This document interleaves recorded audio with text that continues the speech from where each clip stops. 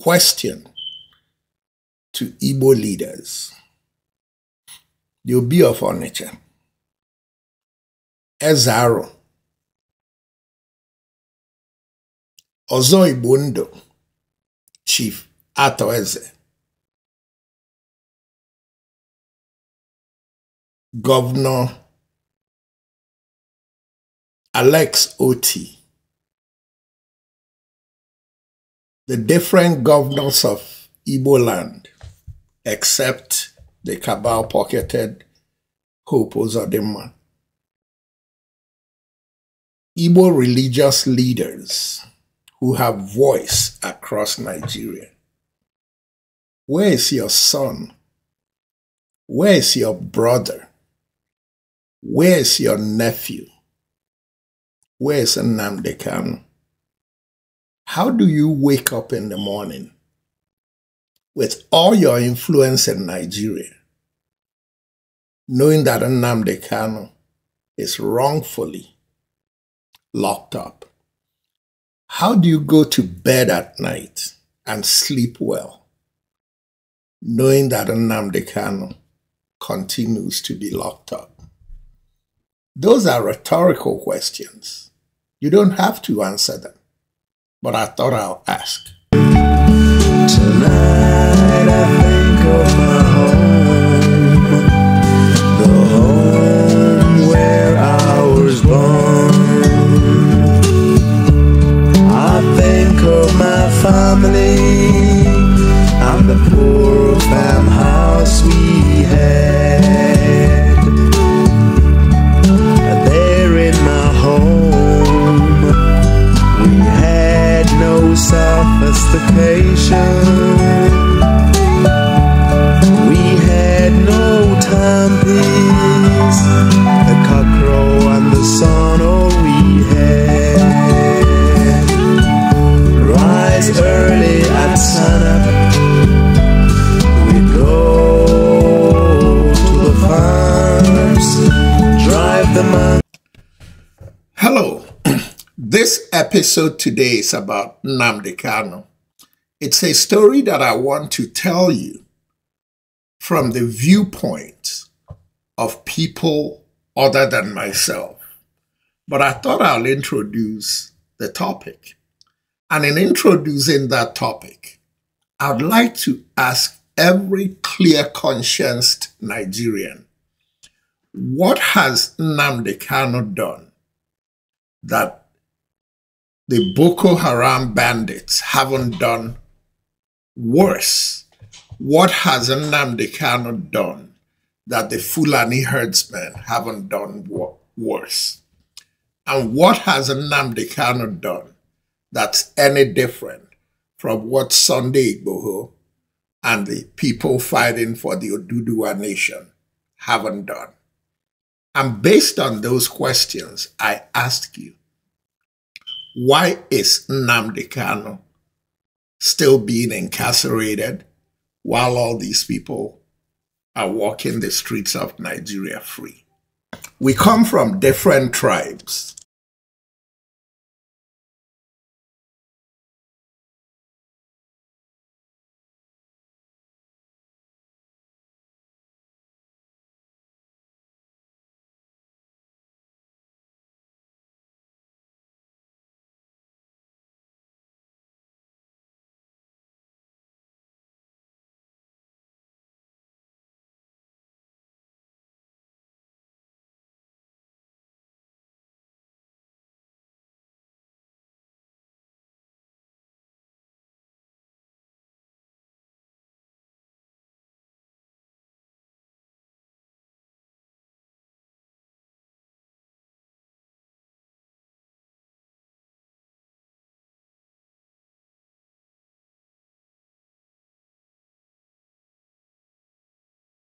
In the interest of avoiding the headache of the bigots of Nigeria, instead of me being the one questioning issues concerning Nnamdi Kanu and Igbos, I decided to bring you my story from the mouth of significant Yoruba voices, Dele Farotimi and Maiyegun and maybe Sowore. So listen to my story.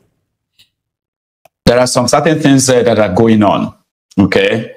And there's also, certain things going on. The first one is that after the Nigeria genocidal war, okay, of 1967 to 1970, the political class, the Fulani ruling class at the time, they came together.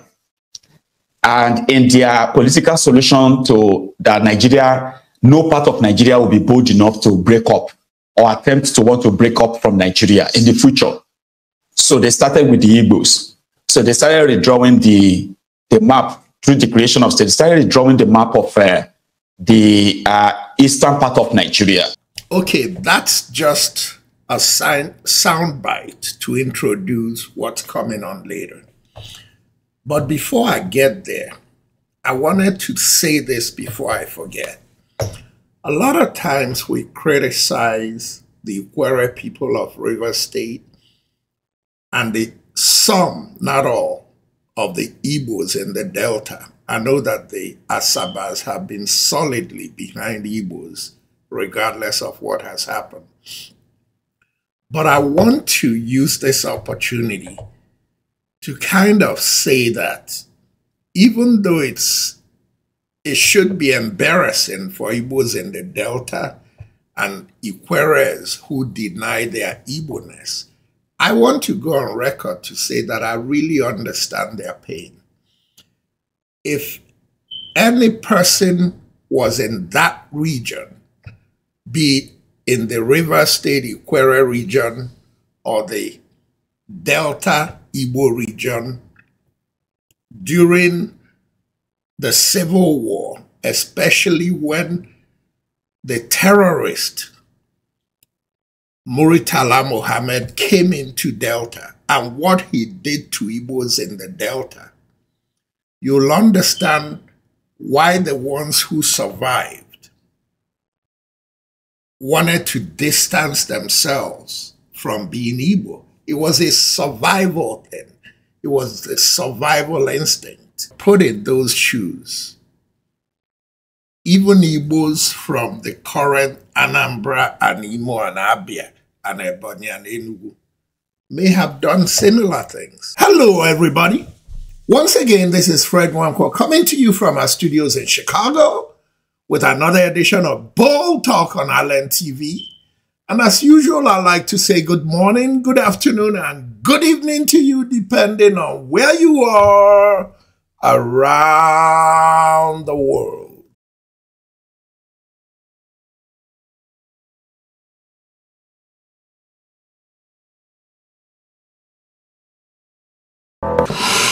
Today, we're going to talk about a potpourri of Nigeria's contradictions and atrocities, and also those Nigerians from all 36 states, no tribe is excluded, those cabal-pocketed Nigerians who defend the evil of the place called Nigeria.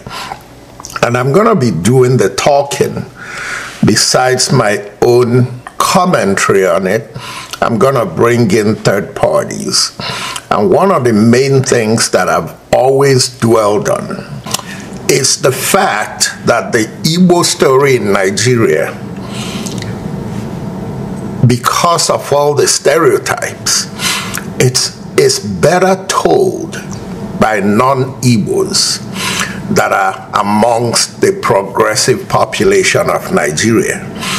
In today's episode, you're going to hear again from Dele Farotimi and again from Maiyegun, but the Maiyegun piece is actually the key to this episode because it talks about what Igbos have been talking about since the war ended. And many Nigerians have written it off as they're always talking about the same thing. And because of where our country is today, the crossroads that we're at, it seems like These thoughts are finally gelling, and Nigerians are becoming more open-minded about the history of our country, and the cabal plot against southeastern Nigeria could not be told any better than Maiyegun presented it in this episode. So stay patient. It's a long episode, but stay patient so you could hear every segment of the message. Why do I keep dwelling on this Igbo marginalization thing in Nigeria? I do because many Nigerians like to sweep it under the rug. Many non-Igbo friends of mine are sick and tired of me talking about it. I understand that. But the fight for the soul of Nigeria is not dependent on the sentiments of people who want to close their eyes and have atrocities continue because it hasn't affected them yet, or because they benefit from it, or their tribe benefits from it. The way to fix Nigeria is that we have to fix and build a Nigeria that's equitable and fair to every segment of Nigeria. And if we can't do that, we should allow people to go their separate ways. You can stop listening to my podcast, but I promise you, if you do, you're going to miss a lot of points of view that only Fred Nwankwo can bring to you. It's not me bragging. It's me telling you that I look at Nigeria in a way that very few Nigerians, very few commentators on Nigeria do. I'm not putting myself with the best of them, but I'm saying that I could hold myself on a table with any of them. We have to take time and listen to people when they keep crying and saying the same thing. Igbos say that nwata kirine bakwa na roaka in a certain direction.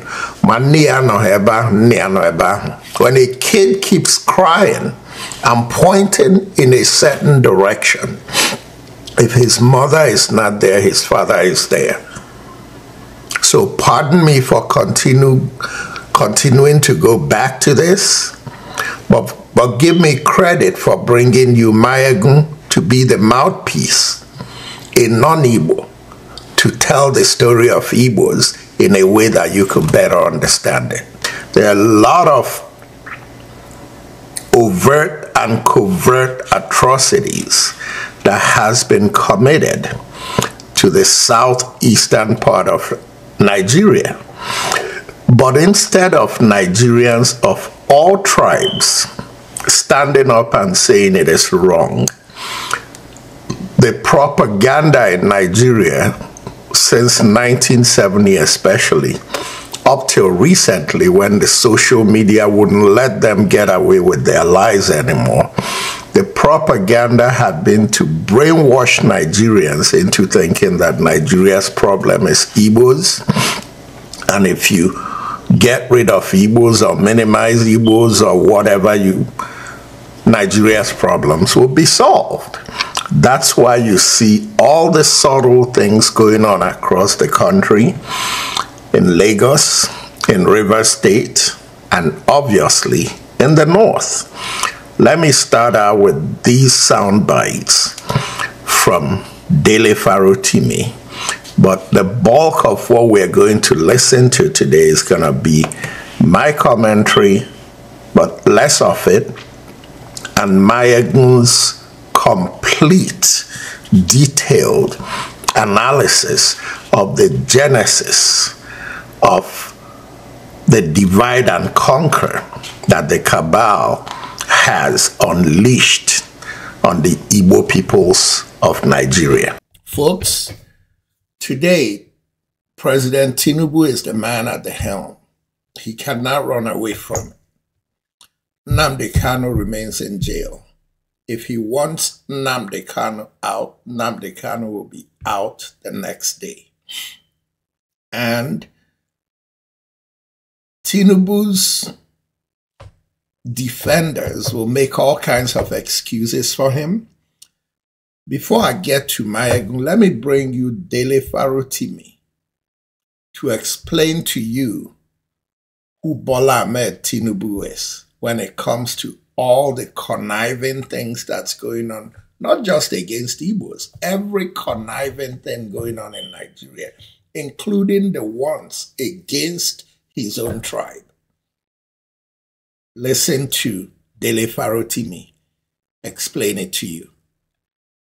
Oh, I am very, very happy. I thank God for Tinubu. Without Tinubu, I wouldn't have known that we can have fake bishops. Without Tinubu, I wouldn't have known that some men that I thought were honorable men are not honorable. Without Tinubu, I wouldn't have lost more than half the people I grew up with and thought were my friends, who have now discovered are largely ethnic and ethno-religious jingoists. And they are not just Yorubas, some Igbos are among them, and some Hausas as well. I'm talking about friends across the length and breadth of Nigeria. Tinubu has been very good at unveiling the true nature of people. So all the horrible people who had been busy protesting to be men of God, one can see them clearer. That's because of Tinubu. If Tinubu were to be a man whose evil was ambiguous, if it was possible to say maybe he's not bad, it would have been very easy for them to continue pontificating and sounding like men of God. But the fact that the man is so unrepentantly and clearly evil, and they have found accommodation for him, and they are the ones excusing the evil, explaining the evil, looking to normalize the evil, they don't even mind taking off their own garments of honor to cloak a filthy felon. Tinubu can only be thanked though. I thank God for Tinubu. Without Tinubu, I wouldn't know the things I know today. Some people I thought were men. In fact, some people I thought were gods. They've been revealed to be men. Just men. Just men. So Tinubu has been a very good thing for this country. Excellent thing. How would we have known how useless our judiciary is if it wasn't for Tinubu?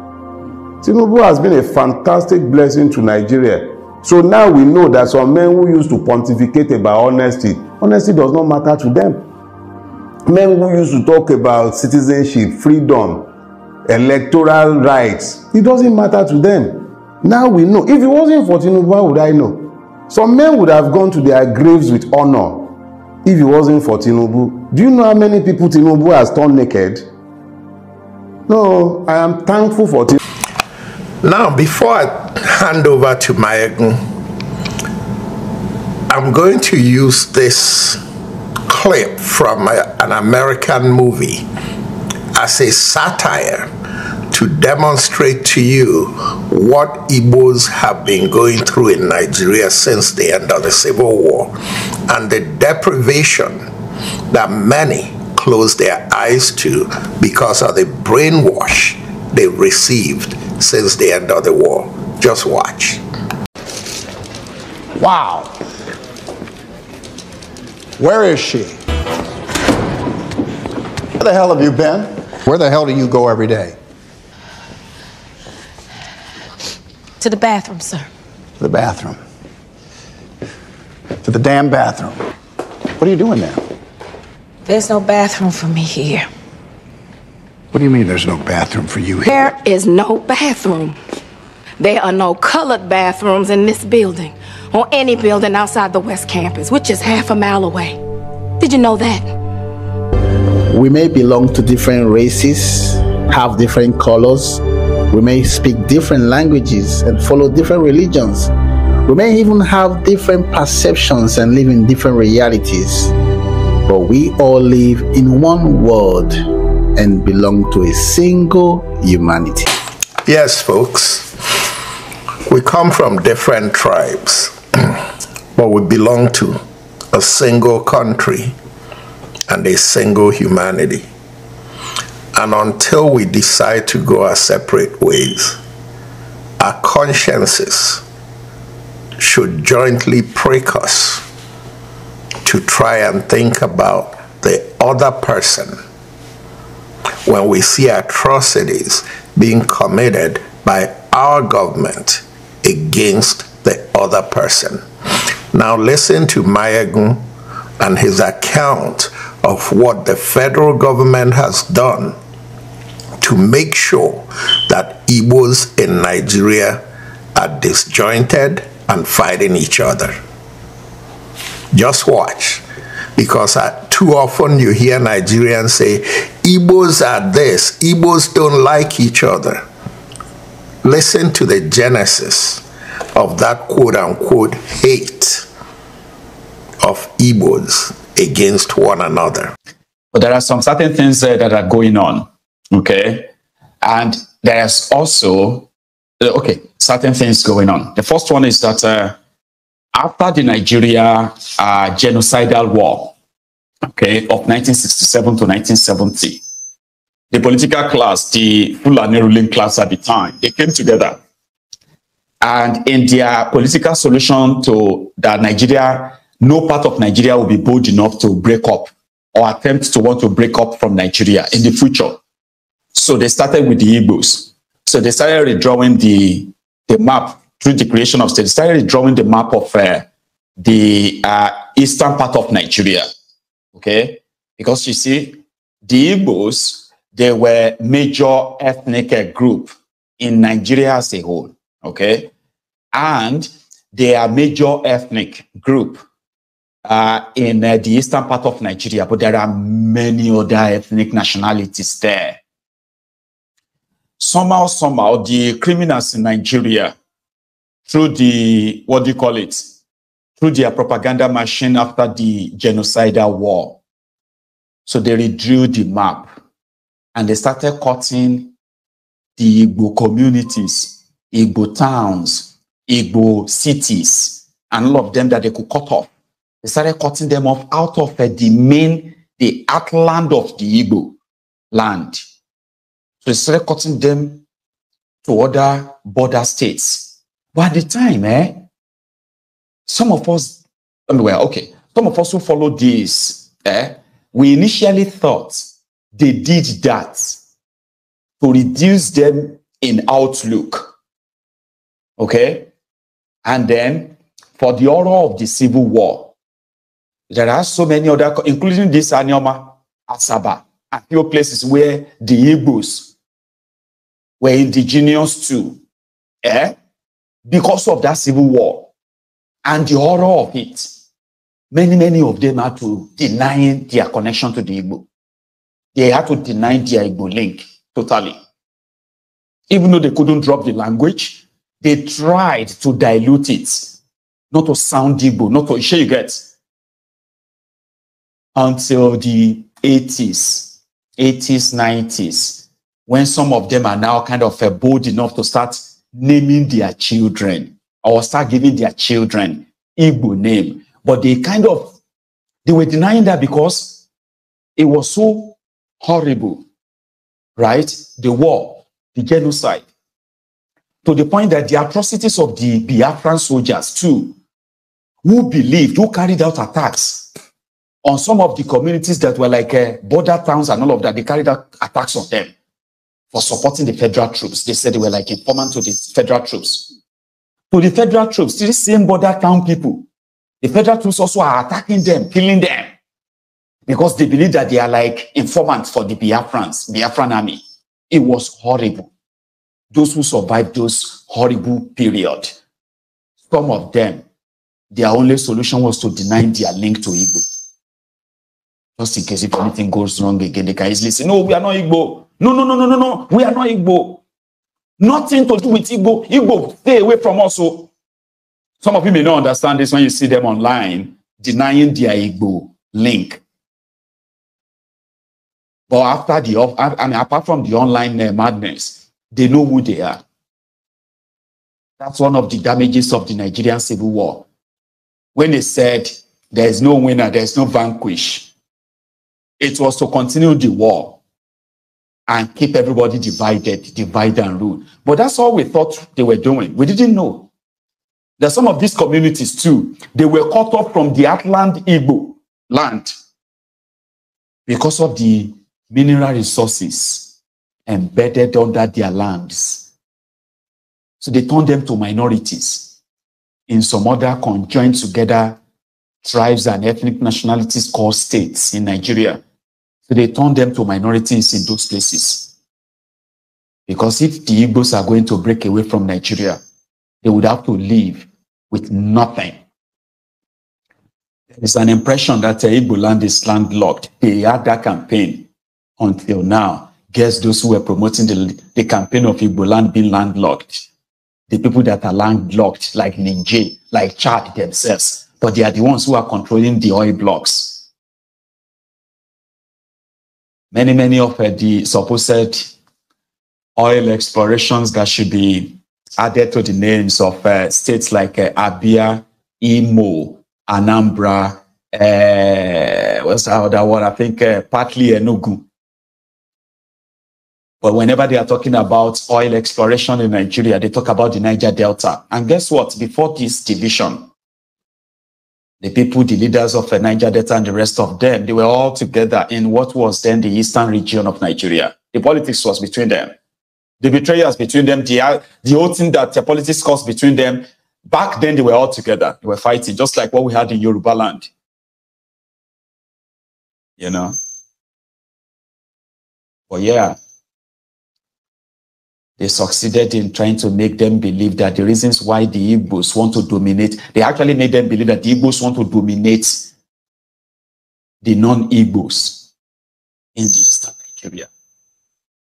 And with the instances of, what do you call it, disagreements among them and all of that, they were able to kind of amplify that to say, you need to be very careful of the Igbos. So they are coming for your oil. And it's just, I think it was last year, some Igbos who are on this platform, some Biafrans themselves, they were acting surprised that the largest deposit of liquid natural gas, LNG, in Nigeria today, that puts Nigeria on the top of liquid natural gas, the gas that you are using for your own cooking, the gas that they are converting into your CNG, comes from Igbo land, Imo State. That's where you have the largest deposit of LNG in Nigeria. But they made them believe that they didn't have, they were looking for Niger Delta crude oil, when they have the abundance of the same crude oil scattered across the same Igbo land. This entire southern Nigeria is like, you know, awashed with this crude oil that, you see, if you dig anywhere in southern Nigeria, you will see crude oil. The depth is just going to be different to the others. It is everywhere there. But they made an impression to say the reason why the Igbos want to take the Niger Delta with them is because of their oil. And there are actually some Igbos who believe that. No, the reason why Nigeria don't want the Niger Delta to join us is because of the crude oil. What do you want with their crude oil? What do you want? Because the impression in Nigeria is that the Igbos will suffer daily. But recently they kind of discovered that they won't. No part of southern Nigeria deserves to suffer anything. Every suffering you are facing in Nigeria today, the hardship, the poverty, is because of northern Nigeria. It has always been because of them. And it will always be because of them. And the best way to keep it going is just to keep everybody divided. So whenever Asari's medication is newly supplied, it does come around to say his mind. Ikwere na Igbo. Listen to this though. I'm not asking you to believe in whatever he says. But there are some truth that it doesn't matter who is saying it. You can't sweep them away. You can't deny your own origin. I am an Ijebu man and I'm a Yoruba man. You can be, what do you call it? You can be an Anambra man, an Igbo man. You can be, what do you call it? Sorry, I don't know all the names of all the clans and the tribes, but you do know them, Sha. But it's almost the same, but they make it look like, oh, some people feel like they are more Igbo than others. Papa, no, they feel like that. Politicians have always impressed that on everybody. Do you know, until Awolowo came, other Yorubas are not considered as real Yorubas. Do you know that? How many of you actually know this? That until Awolowo, in fact, it became Awolowo's main goal to bring all Yoruba tribes, all of the Yoruba ethnic, bring all of them together under one umbrella, and everybody will say, I am a Yoruba. It doesn't matter where you come from in Yoruba land. Awolowo did that. It never used to be like that. I mean, you don't forget, say, Egba, Abeokuta got independence from the colonial masters. And they didn't get independence for Yoruba. They got it for themselves. Egba is Egba. Oyo is Oyo was Oyo. Egba was Egba. Ijebu was Ijebu. It was Awolowo who came and brought in all of the tribes together. No minority, nothing. When you have a government of the people, your policy covers everybody. Awolowo's policies educated the people who are today leaders in Warri, in Delta State, where they call Delta State.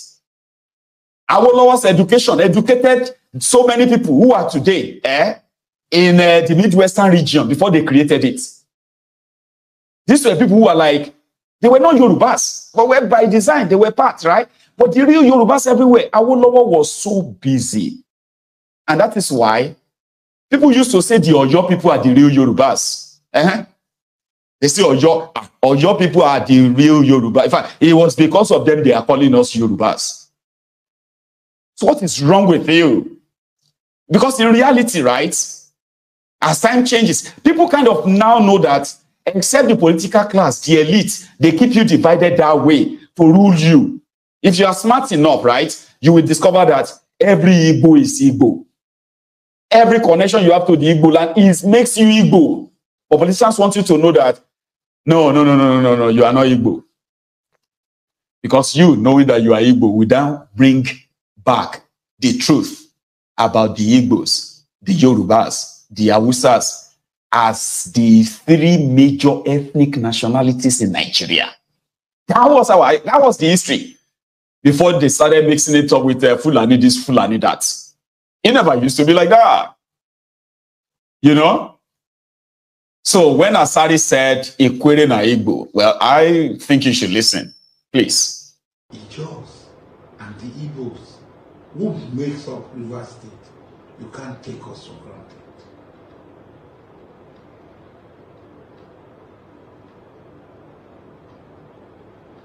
So the River State Igbos are denying they are not Igbos, they are Igbos.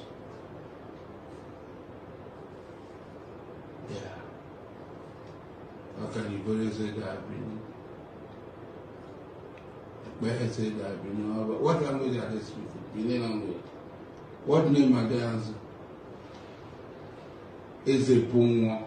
Is this Oba Bunwa? I don't know what Bunwa means, but I know that is Igbo. I don't know what Bunwa means. Is it Bunwa? Inyeso Wiki. Is it Oba Bunwa? The people that do not know their identity. Amalaba man, Ejaban. The throne that I'm sitting now, that you are seeing, Ejaban, the throne, Ejaban is an Abama from Obo. I cannot deny, I might not like the characters of Igbo people around, but I cannot, because of that, reject my Igbo identity. I have Igbo blood flowing in my vein. I have Igbo DNA. It's a Bunwa. It's not Oba Bunwa.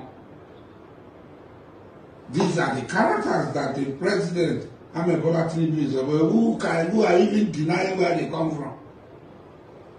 So whatever it is,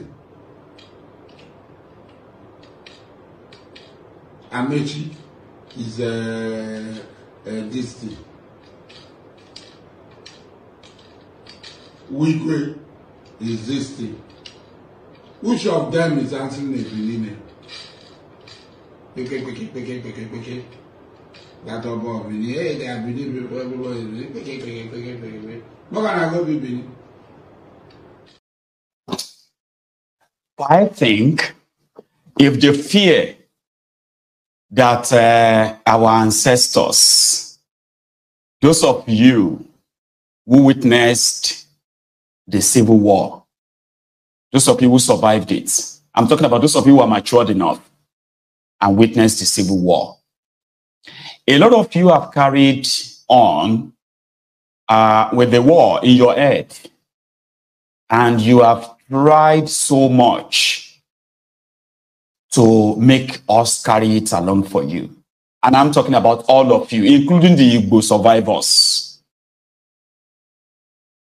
Those of you elders who survived from all the part of the whole Eastern region, who raised the generations to deny their link to Igbo because of the fear of possible another war in the future, and you do not want to be killed because you are Igbo. I think it is time for so many of you to begin to deconstruct your minds, because what you have done is to help the oppressors to keep everybody in bondage and without fear, when they know there's going to be a chance for all of us, all of you, to actually decide and choose who you want to be with for real. Papa, Mama, you may be shocked that your descendants have discovered their Igbo link. They have discovered their Hausa root. That this blindness with Fulani, Hausa Fulani nonsense, your descendants have discovered that they are actually Hausas, they are Kanuris, they have their own identity. They are not going to continue this your compromised sort of a fear. It is compromised. Your fear is not based on trying to save the lives of your descendants anymore. Your fear is actually keeping your descendants in bondage. And it is the fear of, we do not want to be killed again. They are killing your descendants, not by civil war anymore, just by the state profiling. So you elderly people who survived the war, it is time for you to stop trying to project that your fear. We know you saw it. We didn't see what happened. But guess what? The internet has kind of updated all of us. We have seen the horror. And for whatever led, so for all that led to that civil war at the time, worse things are happening now than then. So I don't think everybody's going to have to wait to die without doing anything. And I'm already hearing the young Igbos saying, we are not our parents. You will not kill us like you killed our parents. That's something. So it's time for you to deconstruct. As Nigeria is today, the criminals in charge of Nigeria, they are worried that the fire is going to start somehow. They just have no idea how or when.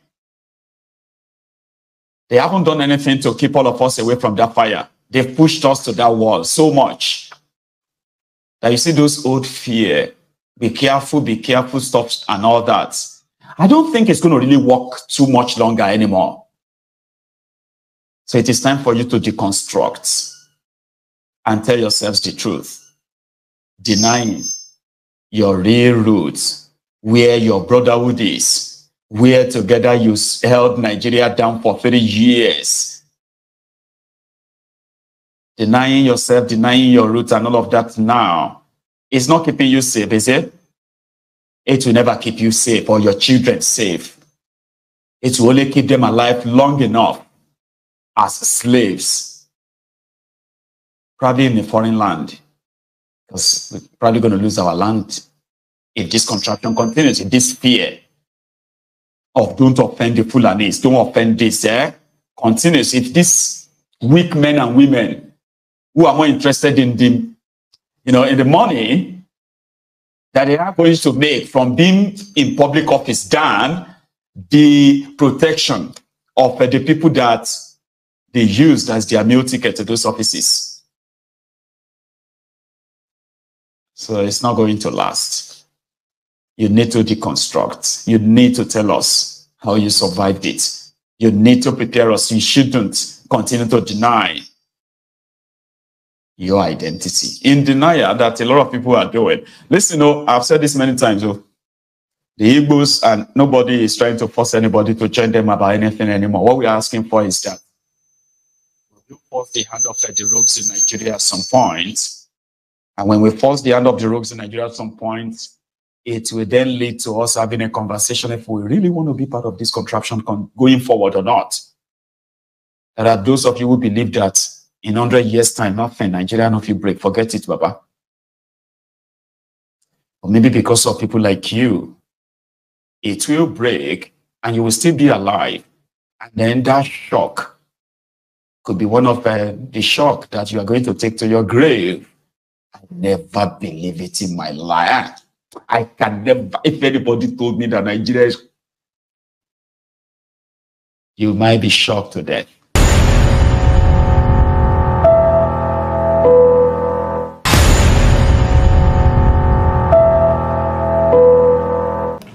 So there you have it. It's the story of Nigeria's buried history. The lies that we've been told, the history we are deprived to learn in the classrooms, the history and the stories of the Civil War, the atrocities of the pogrom in the North in 1966 and 1967. What led to the war? What really led to the war?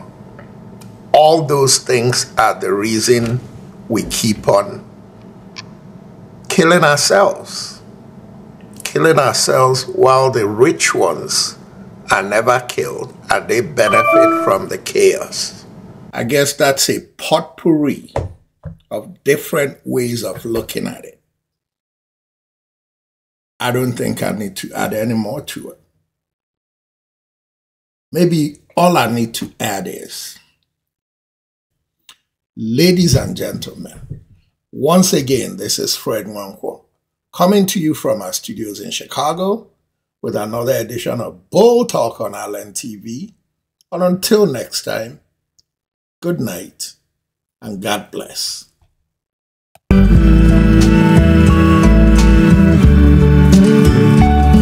Tonight I think of my home, the home where I was born.